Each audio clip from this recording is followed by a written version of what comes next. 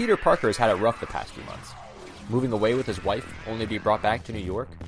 But with the return of his greatest foe, Norman Osborn, things have gotten even crazier. With the loss of his brother and daughter, Peter Parker and his wife Mary Jane must cope with their losses. Between their return to college, Norman Osborn, the Stacy family, new gangs, ninjas, and the Trapster, will they rise above it all or crack under the weight? Welcome to the Forgotten Era, where we'll answer all those questions and more.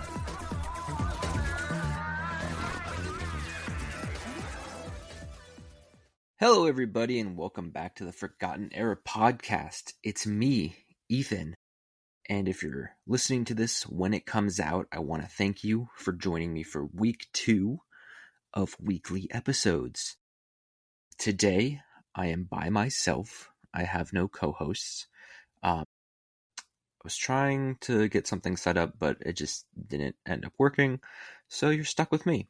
This might be a little bit of a shorter episode. We'll see how it goes. I have 4 books to cover by myself, so I guess we'll just get started. We're back in the world of Todd DeZago and Mike Wieringo's Sensational Spider-Man series, and today we're going to be covering Sensational Spider-Man numbers 21 through 24.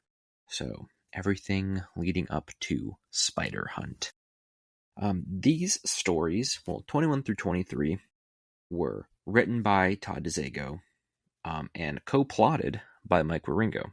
So he both has a writer and an artist credit on these books, which is really cool. I like when the artists get to help co-plot and script and whatnot. I really don't have anything to say to start off, so I guess we'll start with Sensational Spider-Man number 21, titled Opening Doors. It was released on September 3rd of 1997. With DeZago and Ringo on plots, Ringo on pencils. Rob Stoll is the guest inker here, and Greg Wright and Mark Bernardo were on colors. Over at the Allister building, Master Om of the Technomancer Corporation arrives at their headquarters with a very important artifact. The Technomancers aren't just another company. They're actually a cult on a quest for immeasurable power, combining technology with the arcane. Om has come to deliver the Sphere of Sarakath to Magus Gunther Senreich. Gunther is very pleased by the acquisition of the sphere and wishes to see it right away. On their way out of the room, Gunther leaves their Babylon portal open to scan for frequencies.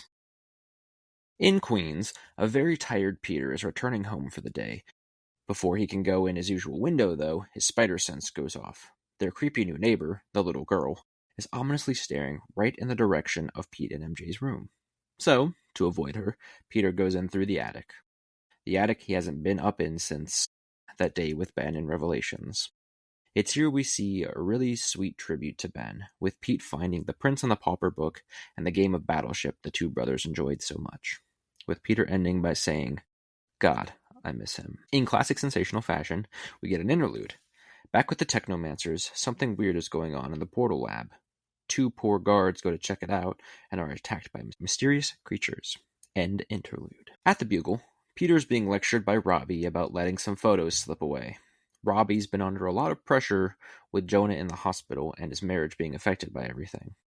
Just then, Billy Walters pops in to inform Peter that a hot blonde babe was looking for him earlier, and also asks Pete to hang out for lunch. Peter declines, already having plans, and leaves Billy. On his way to meet with MJ and Jill, Pete feels bad for not inviting Billy. Even though Billy was obnoxious at first, he's not a bad guy, and Pete can use all the friends he can get. Jill is excited to show them her new favorite coffee spot, while Peter gets a weird feeling, like something's calling to him.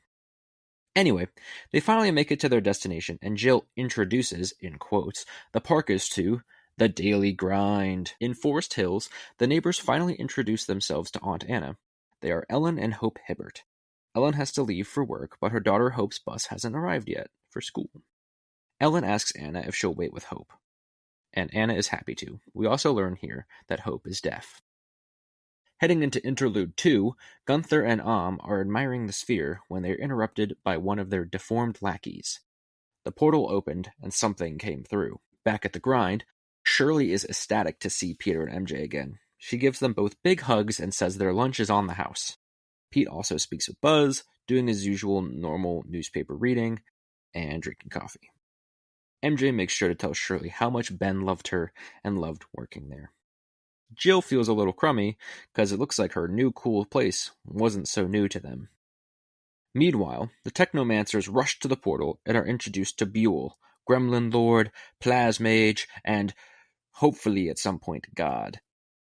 Later that night, Peter leaves the house because he's been being drawn by something again. Something he can't ignore. As he's leaving, Hope sees Spider-Man leave from his bedroom. Unable to beat the magnetism, Pete arrives at the Technomancer HQ and decides to take a look. And that was Sensational Spider-Man number 21. This is definitely my favorite issue of this 3-issue story. I will say I'm not a huge fan of mystic arts and magic and stuff in a lot of my stories. We kind of talked about that the last time we talked about Sensational, when we had the Living Pharaoh story. But, of course, being the shill that I am, I really, really enjoy and love the Ben Reilly references here. Because, as I've stated previously, all of the writers that are working on Spider-Man at this time are the same writers who were working on Spider-Man during the Clone Saga. So, it's great that they don't just actively break everything down and forget that story and that world that they worked so hard to craft for 2 years. And especially when DeZago does it, I've said this before too, he's probably my favorite of the writers that do it, because he makes sure to incorporate Ben into the emotional structure very well, and do callbacks, like the callback to the Battleship game and Prince and the Pauper, and then introducing Ben and MJ back to the grind, which they do visit frequently for the rest of the series until the reboot, and having, Shirley just being so excited to see them because, they all interacted during the Clone Saga, and Shirley loved Ben, and Ben loved Shirley, and he loved the grind, and he loved all those people, and we will see some more of the grind cast eventually in this series, which is very exciting. But for now, I really love those elements, and they're my favorite part of this book, obviously, and the story. I do also enjoy us finally being introduced to Ellen and Hope. They are really great supporting characters during this time. I liked that each book kind of had like a set of people that it focused on. Like, you had your crossovers, of course, with characters like Jill and Paul and Arthur, Stacy, and all that. But when it comes to each book, like here, specifically in Sensational, we have Billy Walters, and we have Hope, and we have her mother, Ellen. So I really like those 3 characters, and I like that all 3 characters are present here in this specific story. With Hope seeing Spider-Man leave Peter's house and window, we'll get more into that as the story goes on as well. I love how Hope and Ellen kind of make Anna a better person, and we'll see more of that throughout this story as well. As for the Technomancers and the mystics and the Buell and, or Buell and all that stuff, I'm not particularly interested. Like I said, I'm not huge on the mystic arts portions of these stories, but for what it is, it's very it's very DeZago, It's cool that they get to, especially with Mike co-writing, it's cool that they just get to have fun. And that's the thing that I'm always saying about Sensational over and over and over, probably to an annoying extent, is that they just get to have fun in this book. They don't have to, soon they'll have to tie into the very serious and terrible things happening to Peter in the other books. But for the time being, and for the past couple stories, they're just kind of, this is the book where we can have fun.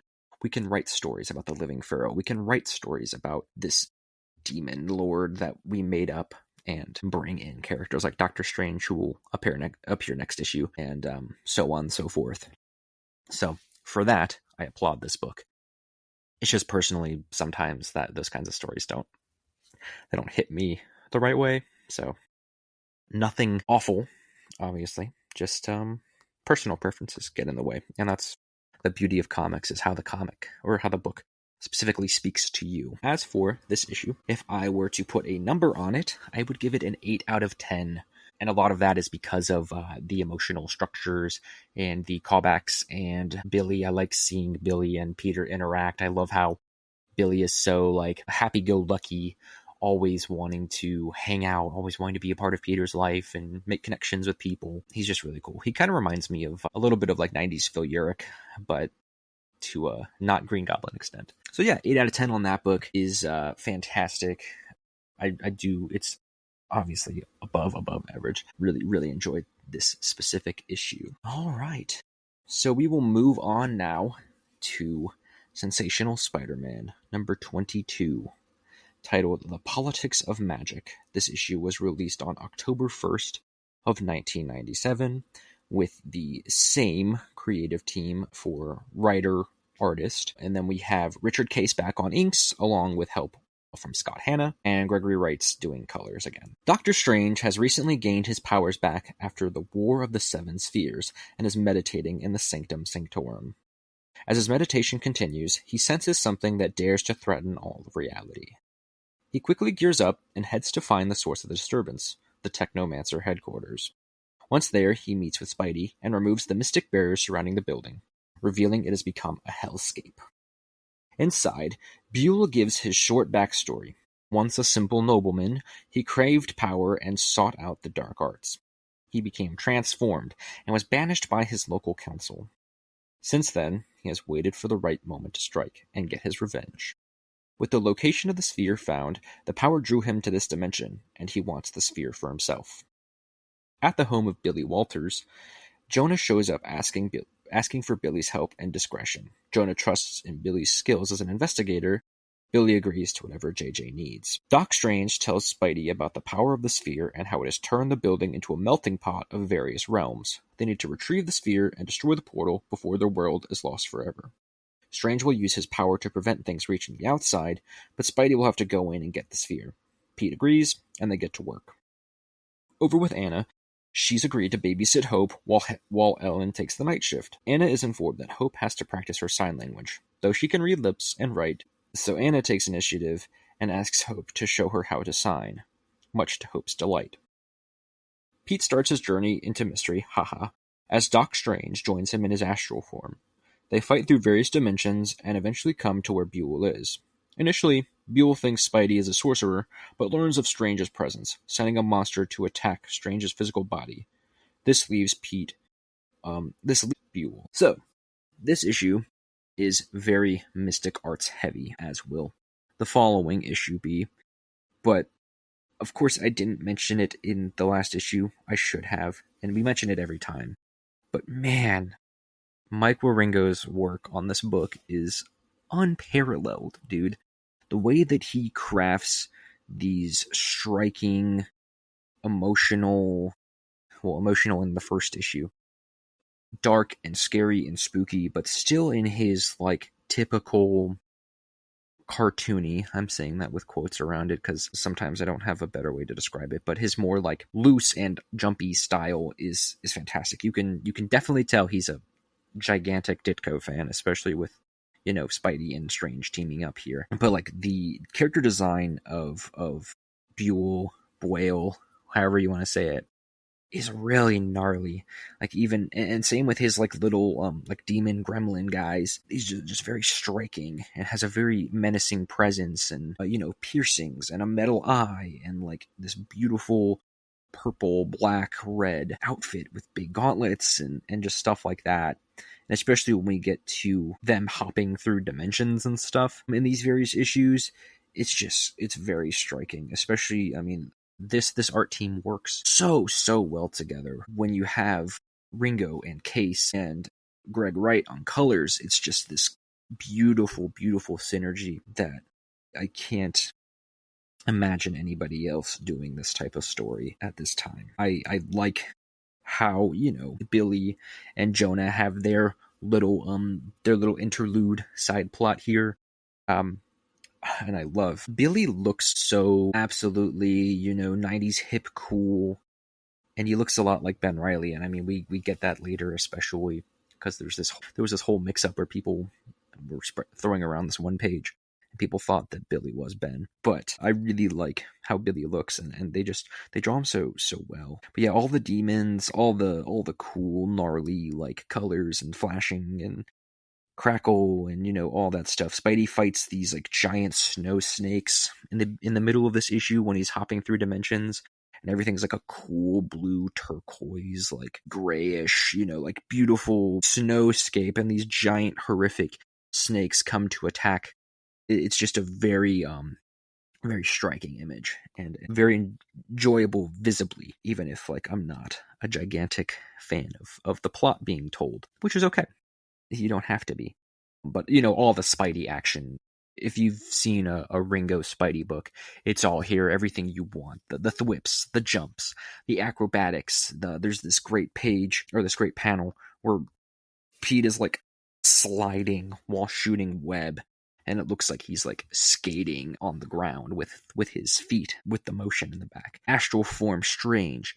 Very cool, very striking. That bluish-white, like, halo effect from him is great. I like when Buell Boyle is like Spider Mage. He just calls him Spider Mage because he believes that Spidey is the sorcerer and is fighting against him. But he soon figures out that there's another person there and sends an ogre after Doc Strange. And with Spidey alone, who will win? Right?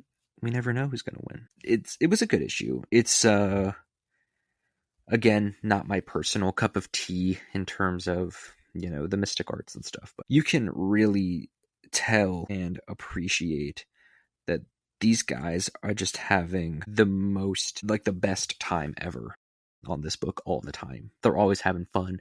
They're drawing what they want, telling the story they want with really no holds bar. They can just kind of do whatever and they'll publish it, which is so fun. So for that, I'm giving this a 6 out of 10. So above average, not exactly my favorite thing ever, like I've reiterated 1,000 times at this point, but still a very fun and good issue. And despite everything, I mean, Peter is written very well. Doctor Strange, I don't have a huge grasp on his character. I've never read Doctor Strange solo titles, but from what I can tell, he's very in character here, and everybody's very like Buell Boyle. He's very like not flamboyant, but he's very theatrical, very big and out there. So yep, 6 out of 10 on this guy. We will get to the finale of this story next in the pages of Sensational Spider-Man number 23. Again, our normal creative team here. This is The Spirits is Willing, The Flesh, released on November 5th of 1997. Written by DeZago, with Ringo and Case on art, and Gregory Wright on colors. Doc Strange defends himself from his ogre assassin, but it's not actually an ogre, it's a distraction to get Strange away from Spidey. Meanwhile, Spidey is dodging blasts left and right from Buell. Every being his blast hits turns them into horrific mounds of flesh. Eventually, Pete knocks Buell into a portal, and Strange's astral self returns to talk to the two technomancers. Pete feels that draw again and starts walking towards one of the portals. Strange stops him and reminds him that he has a responsibility to solve this dilemma. Responsibility. That one word is enough for us to get great flashback panels showing Peter's origin. Pete snaps back to reality and fights his way through more dimensions in search of the sphere. He reaches it and is distracted by the draw long enough for Buell to take the sphere for himself. With the sphere now removed, Strange can enter the building with his real body. Pete gets the sphere back and makes his way to the portal room, throwing the sphere in, thus closing the portal and taking all the nightmares with it. With Buell now gone, Doc Strange issues the Technomancers a warning about using magic. Peter wants to know what world was calling to him, but Strange refuses to tell or show him. Peter calls Strange arrogant under his breath, which leads Strange to be apologetic and shows Peter the world. It's something between their world and heaven, somewhere where hopes and dreams live. Someone, whose name starts with a B, was there. Strange asks, who? And Pete replies, there are some things even masters of the mystic arts aren't meant to know. He webs away, giving Strange his thanks. And that was my quick and shortest summary of the day of It's issue 23. This was another issue. I'd say it's on par with the last issue, in terms of its storytelling, structuring, all that. This is a very, very much so the conclusion of this story, because we don't have the interlude with other characters. We don't have any mention of Billy, no mention of Anna or MJ or anything like that. It's simply just, let's get this over with and move on to the next. That's not to say that it was lazily done, though, because of course this book is absolutely gorgeous. The dynamite action, the crazy hops, the jumps, the mystic action with Doc Strange using some of his magic to, reveal the ogre's identity as two of Buell's little, gremlins on stacked. They're doing the trench coat thing, where it's two of them on top of each other, just together, and not actually an ogre. But I like how Peter always can fend for himself when it comes to fighting these otherworldly beings. Like, sometimes it's hard for him to, defeat them one-on-one, but when it comes to holding his own, he can always do it. So I like how he pulls the old, web the wall behind Buell, and he does the whole, I hate to say that you missed, and then he pulls it, and pulls him, and hits him into a portal. And all of his little lackeys follow him because they're too afraid to fight Spidey on their own. Just very entertaining. Really, the Technomancer guys don't do anything in this story. They kind of just exist to conveniently have this portal and looking for this sphere and all that, and so we can have the plot happen. But they themselves don't really say anything. They do help to incapacitate Buell at the end of this story. When Spidey gets the sphere back, one of the Technomancer guys just tackles Buell, and he let's go of the sphere, and Spidey webs it. But I do want to highlight page 8 of this issue being the one with that flashback we have. And I like that whenever the artists get a chance in this era, or just in general, they'll always opt to do some homages to Ditko and homages to Peter's history. So I really love this center panel where we have Spidey letting the burglar go, Peter over Uncle Ben's body, and it all blends into this beautiful up close of Peter's mask. The lens, the black of the lens becomes this shadow, and the two flashback panels are outlined in red and only use gray tones to actually portray what happened. So that is very, very cool and very, very beautiful.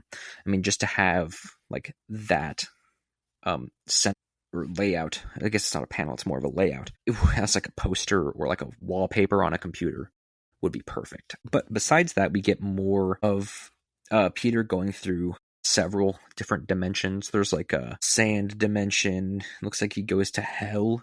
He fights a big octopus.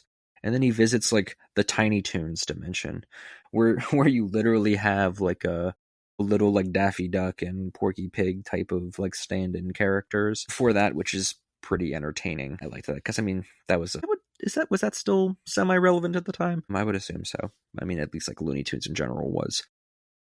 But that was really fun. And then of course the color work here. There's lots of yellow in this issue. And I like when yellow is incorporated really well into stories, it's very striking.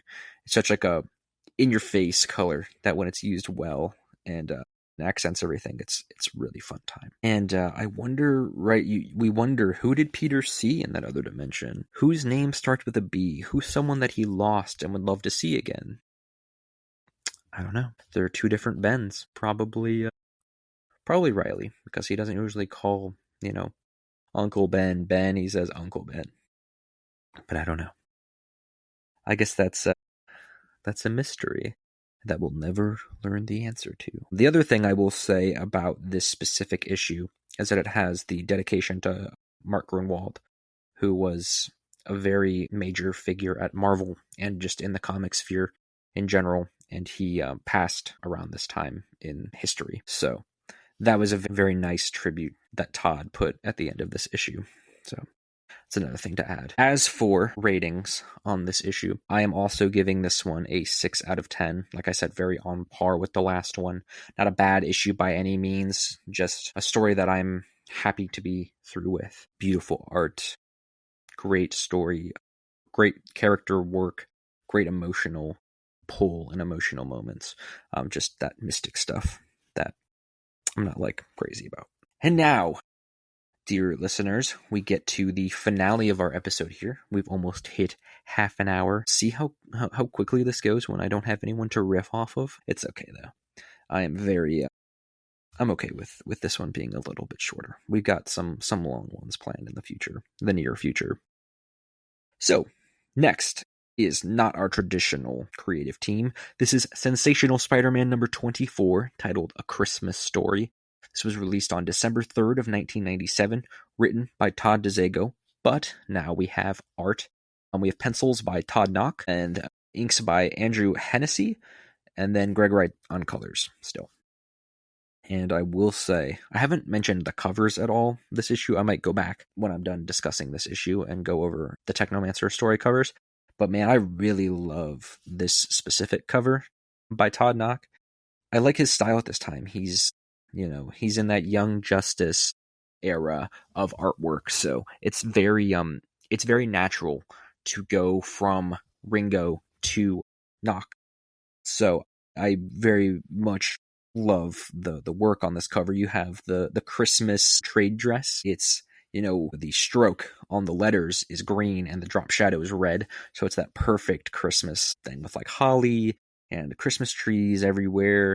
And the supporting cast are seen as ornaments on this tree. You got Billy, you got Hope and Ellen, you got Anna, you got MJ and Jonah, and Spidey's fighting Hydro Man. And it says, Hydro Man reigns in the holiday season, which is very fun. Hydro Man has like 2 whole pages in this book that he's relevant just to have some action. But I really enjoy this one, spoiler alert. So let's get into the recap, shall we? It's Christmas Eve in New York, and Spidey is on the hunt for the perfect gift. But it's not for who you might think. As Spidey takes a moment to perch on the side of a building, a mob forms around him. Thanks to old Norman releasing the tape of Spidey beating on him in Spectacular 250, there's a $1 million reward for the web slinger. Just then, Pete's senses go off and bullets come flying. Pete easily finds the shooter, takes his gun, and the shooter goes running. Another mob forms around him, and Pete swings away. Whatever happened to the Christmas spirit? Perching on yet another building, Peter reflects on his Christmas time so far. He expected Anna to be the hardest person to buy for, but with Hope now a large part of her life, Peter got her a sign language book to help Anna communicate with Hope. Pete swings by the Bugle to check on Jonah, who has been going through it a lot recently. JJ is acting defeated, working non-stop, but Pete still had the time to get him a little something for the holiday. After the insane year that the Parkers have had, Pete really wanted to surprise MJ with something special. He takes the box of comics he recently found in the attic in issue 21 and sells them to a local shop, using the money to buy them a getaway to escape the madness for a while. Our interlude for this issue focuses on Morris Bench, the Hydro Man. He's wandering the streets, convinced that 2 men behind him with bags have been following him to capture him. He freaks out and begins attacking the innocents, who are just carrying their laundry. Pete swings by, and this drives Morris even more crazy. The 2 fight and smash through a store's Christmas display. Morris disappears soon after. Back on the hunt for the perfect present, Pete flashes back to who he is looking for. Billy Walters.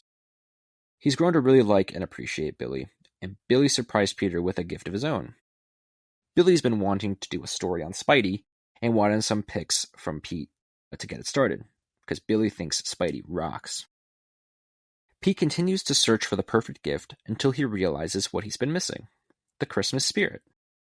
As Spidey, he heads to Billy's place and does a photo op with Billy, taking tons of pictures, both personally and for the story. Spidey told Billy that he owed Parker a favor and showed up to contribute to the Bugle piece. Billy loves this gift. Pete returns home to the family just before the ending of It's a Wonderful Life. He embraces MJ, as he says what he was looking for was right under his nose all along. And that was the Sensational Spider-Man number 24. This book is fantastic. It's nothing short of near perfect. And honestly, in my opinion, I think that the Hydro Man interlude kind of I know it's there to add some sort of action because, comics and action, they go hand in hand. But I kind of wish that it would have, that page real estate would have been used for more of like just this emotional, fun story. But I understand why it's there. And it's not a bad thing that it's there. It's cool to see Nock draw the Spidey action like this. This isn't the last time he'll be filling in on this book either. So we will see him again. But like I said, I really love this style, and it really does feel like a very easy like flow into this from last issue. I mean, sure, you can tell that a different person is drawing it, but their styles are very similar. The way that their characters are structured and how their Spider-Man moves is really well done, and I really love the way that it is. I did forget to mention that this is the second time in this issue Peter gets another message from the mysterious blonde lady, who we have yet to figure out who it is. Is it Liz Osborne? Is it Felicia? Felicia's not really blonde, but it might be her. Who knows? We'll find out later. But I love this interaction with Billy and Peter, and Billy just loves Peter. He always calls him partner, and they're always, buddy, and I love that he loves Spider-Man and wants to really show himself, or show everybody that he can write a piece of his own about Spider-Man that's approved by Jonah. He just needs some pictures from Peter. And I love when Peter's like, man, I have to get Billy something in return. Just the fact that he even thought about Peter was very heartwarming. And this book in general is very heartwarming. I love how there's no real, conflict of character. It really does show that not always, but a lot of times, some families will even put aside their differences or their struggles or what it might be to rein in the Christmas season and just have that time to be grateful for each other. Like I said, not all families are like that, but it's definitely nice to have that very nice and warm feeling in this specific comic. I can see how maybe if someone's family wasn't that way, if they picked up this book and read it, they might be like, that's a nice escape for some people. I love the idea of Pete getting Anna a sign language book to help with Hope and to help, get closer to Hope. I love that connection. I really, really do like Hope and Ellen as supporting characters because they add a lot to this book and the Spider-Man mythos by just having